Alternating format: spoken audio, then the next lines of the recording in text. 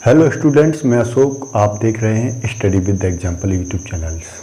So friends, आज की इस क्लास में हम ज्योग्राफी को कंटिन्यू रखेंगे। जैसा कि आप सभी को पता है, हम क्लास 6 की ज्योग्राफी को पढ़ रहे थे। हमने कक्षा 6 की ज्योग्राफी को शुरू से पढ़ना शुरू किया था। आज हम 5वें पार्ट पर पहुंच गए हैं। 5वां पार्ट भी हमारा आधा कंप्लीट हो चुका है, जिसमें हमने भूमंडल को पढ़ लिया है। आज की इस क्लास में हम जलमंडल के बारे में पढ़ेंगे। तो हमारा पार्ट नंबर था 5, चैप्टर नंबर था 5।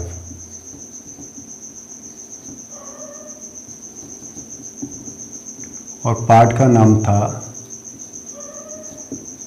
मेजर डोमेन्स ऑफ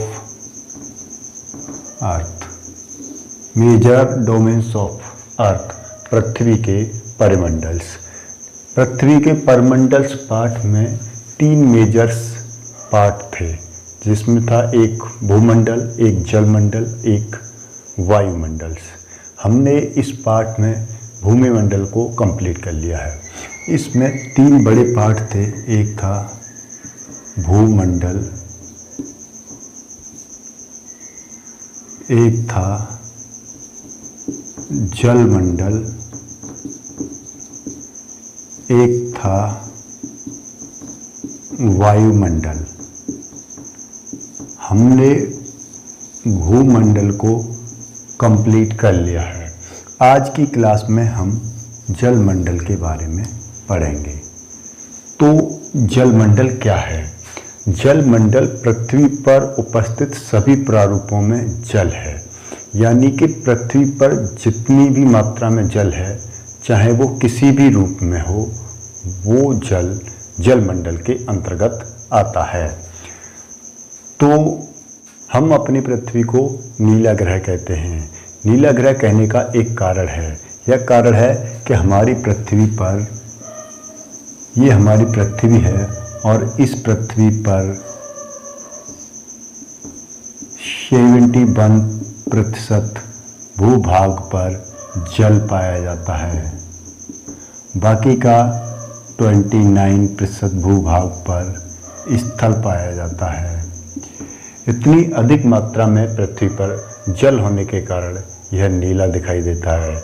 इसलिए हम इस पृथ्वी को नीला ग्रह भी कहते हैं। हमारी पृथ्वी पर जितना भी जल पाया जाता है, यानी कि हमारी पृथ्वी है और इस पृथ्वी पर हम मानते हैं कि 100% जल है। इस 100% जल का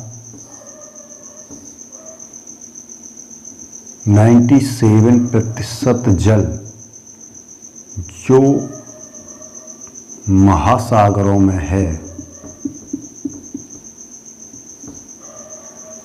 वह खारा है, पीने योग्य नहीं है।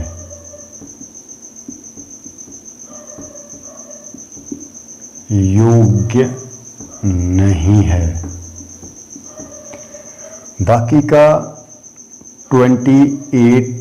2.8% जल है। ये हिम चादरों में,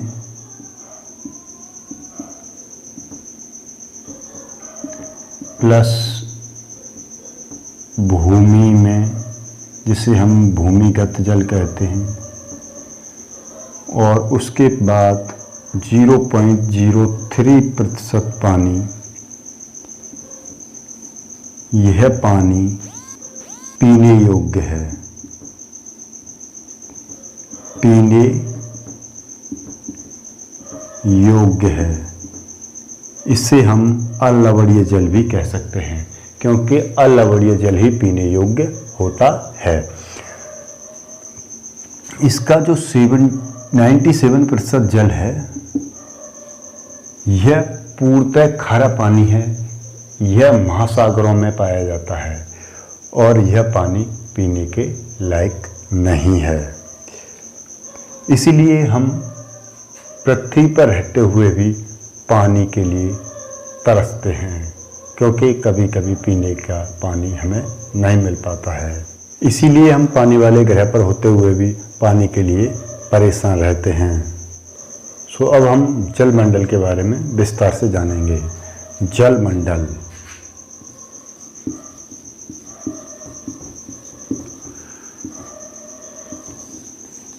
जलमंडल जलमंडल में जल के सभी प्रारूपों को शामिल किया जाता है, जैसे महासागर, नदियाँ, झील, यानी कि झीलें भी जलमंडल के अंतर्गत आती हैं। जल वाष्प, यानी कि हमारे वायुमंडल में जल वाष्प जितनी भी होती है वो भी जलमंडल के अंतर्गत आती है। इसके बाद भूमि गति,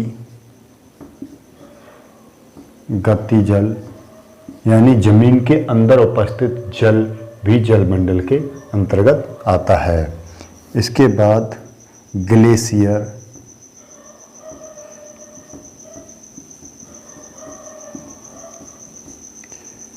पृथ्वी पर उपस्थित जितनी भी बर्फ है, बर्फ के जितने भी बड़े बड़े ग्लेशियर हैं वो सभी ग्लेशियर्स भी जलमंडल के अंतर्गत आते हैं। सो आज के इस क्लास में हम महासागर के बारे में जानेंगे। पृथ्वी पर कौन कौन से बड़े बड़े महासागर हैं और उनकी क्या एग्जिट लोकेशन है, हम मैप के माध्यम से आसानी से समझेंगे। तो मैं इसे रफ कर देता हूँ और फिर उसके बाद मैप बनाएंगे। मैप बनाने से पहले मैं आपको एक चीज़ और बता दूं कि पृथ्वी पर 5 महासागर हैं, 5 बड़े बड़े महासागर हैं। वो कौन कौन से हैं? तो नंबर 1 आता है प्रशांत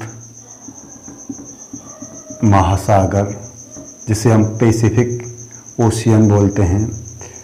नंबर 2 आता है अटलांटिक महासागर। नंबर 3 आता है हिंद महासागर। नंबर 4 पे आता है दक्षिणी महासागर।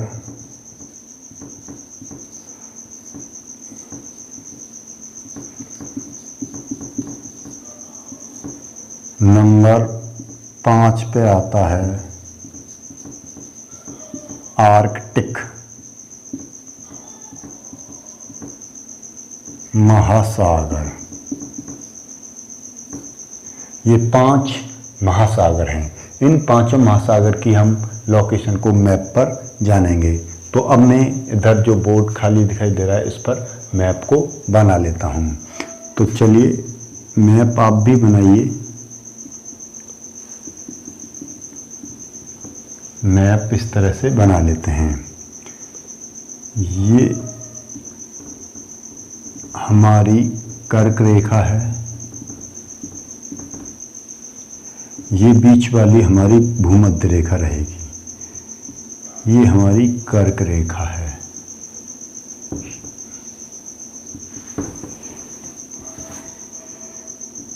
ये हमारी मकर रेखा है।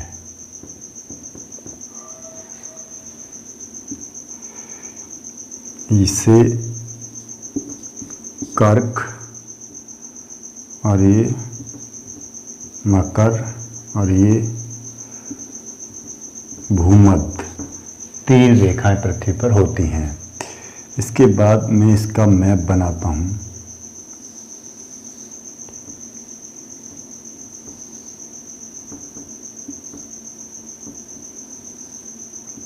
इस तरह से कुछ मैप होता है। थोड़ा समझने में आसान रहेगा इसलिए मैं इसको बना देता हूँ।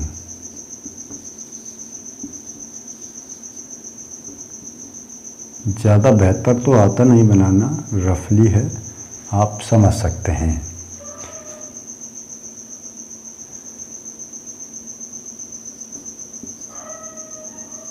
यहाँ पर थोड़ा सा ये ग्रीनलैंड पड़ता है और इसके बाद यहाँ पर आता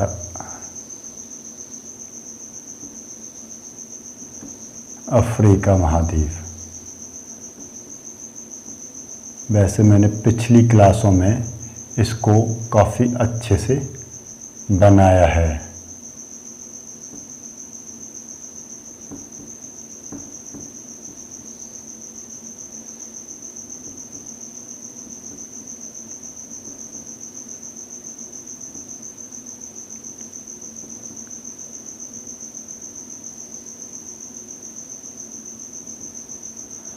आप भी बनाएंगे, प्रैक्टिस करेंगे, बार बार इसको दोहराएंगे तो आप इसे अच्छे से बनाना जान जाएंगे। आप बनाते रहें तो काफ़ी अच्छे से आपको ये बनाना आ जाएगा,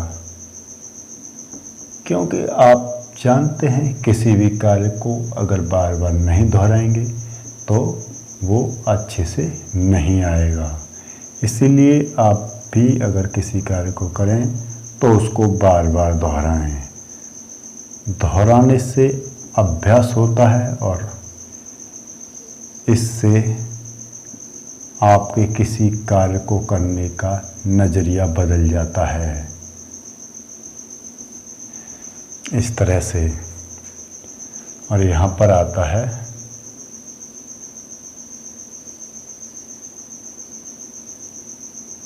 ऑस्ट्रेलिया।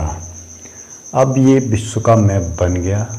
अब इसमें मैं महाद्वीपों के अब ये विश्व का मैप मैंने बना दिया। अब इसमें मैं महासागरों के नाम लिखता हूँ। अब आप ये समझ ही गए होंगे ये कौन कौन सी रेखाएं हैं। इसके बाद मैं यहाँ पर लिखता हूँ महासागर। तो यहाँ पर आता है, पहले मैं यहाँ से ही लिखता हूँ, ये है प्रशांत महासागर, ये है दक्षिणी महासागर, ये है अटलांटिक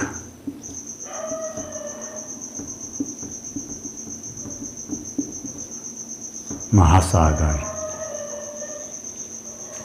यहाँ पर पड़ता है आर्कटिक महासागर। यहाँ पर पड़ता है हिंद महासागर।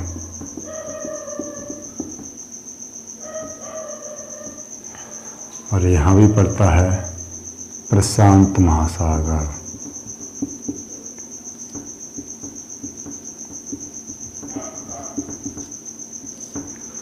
इस तरह से 5 हमारे ये महासागर हैं।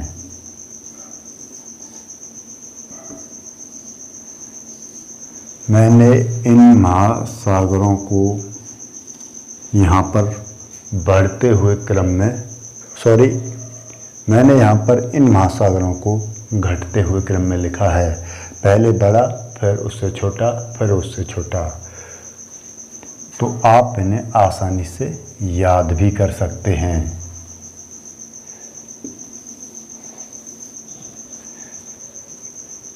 तो अब हम एक एक करके सभी महासागरों को बारे में जान लेते हैं। ये हमारा प्रशांत महासागर है। ये वाला पूरा का पूरा एरिया ये, और ये वाला पूरा का पूरा एरिया प्रशांत महासागर है। प्रशांत महासागर सबसे बड़ा महासागर है। यह पृथ्वी के 1/3 भाग को घेरे हुए है। जिस तरह से हमने देखा था कि एशिया महाद्वीप पृथ्वी का 1/3 भाग को घेरे हुए है, उसी तरह से ये प्रशांत महासागर भी क्या करे हुए है, 1/3 भाग को पृथ्वी के को घेरे हुए है। यह सबसे बड़ा है। साथ ही साथ इसकी आकृति की बात करें हम तो इसकी आकृति आधा हाफ इधर बन रहा है और आधा हाफ इधर बन रहा है। तो इस तरह से इसकी आकृति वृत्ताकार होती है। तो ये आकृति में वृत्ताकार है। और बात करें इस महासागर की तो इस महासागर में सबसे गहरा बिंदु, विश्व का सबसे गहरा स्थान पड़ता है, जिसे हम बोलते हैं मोरियाना गर्त। मोरियाना गर्त जो विश्व का सबसे गहरा स्थान है। बात करें इसके उत्तर में कौन कौन से महासागर और महाद्वीप पड़ते हैं, तो इसके उत्तर में हिंद महासागर और एशिया महाद्वीप पड़ता है। इसके दक्षिण में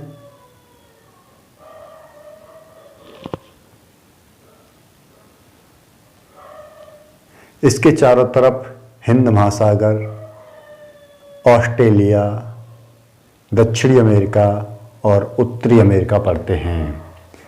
अब बात करें हम अगले महाद्वीप,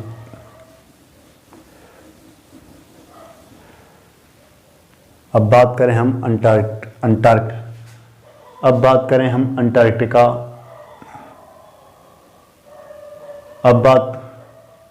अब बात करेंगे हम अटलांटिक महासागर की।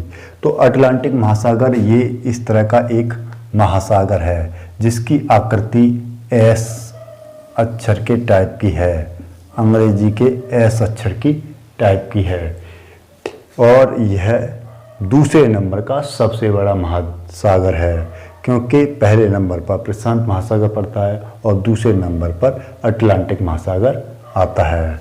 इस महासागर के पूरब की तरफ अफ्रीका और यूरोप पड़ता है और इसके पश्चिम की तरफ दक्षिणी अमेरिका और उत्तरी अमेरिका पड़ता है।